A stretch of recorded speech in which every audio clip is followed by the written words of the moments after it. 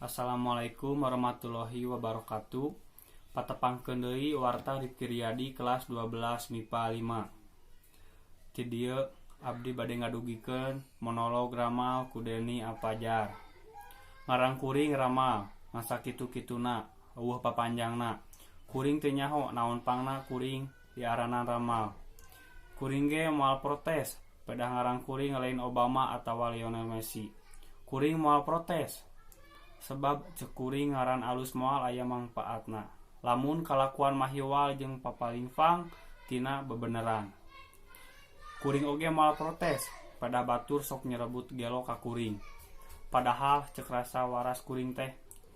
Cek kuring jejeug kuring teh batur wae sok nyebut otak miring atawa kurang sendan ka kuring. Padahal kuring mah ajeg teu miring. Padahal cek kuring loba nu leuwih gelo tibatan kuring. Anu gelo mah tuh anu sok malingan duit negara. Nu gelo mah tuh anu resep ngagasap harta jeung ngarebut hak rakyat. Nu gelo mah tuh pamimpin anu norek tara ngadenge rahayat anu ngajerit teu bisa dahar. Nu gelo mah tuh pamimpin anu ngahaja meungpeun tina kakayaan rakyatna anu sagala kakurangan.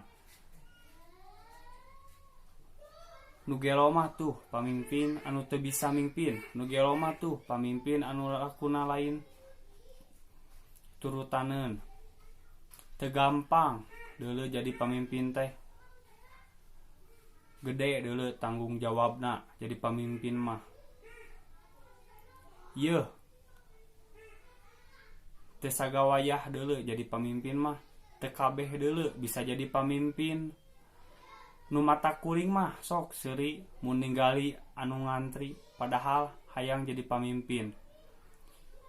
Nu mata kuring mah sok ngabarakatak lamun aya nu tetere jalan hayang dipimpin. Tah lain teu waras ngaranna lamun kabeh hayang jadi pamimpin. Yeuh sing sadar ari hirup geus pada boga hancengan moal enya kabeh jadi pamimpin.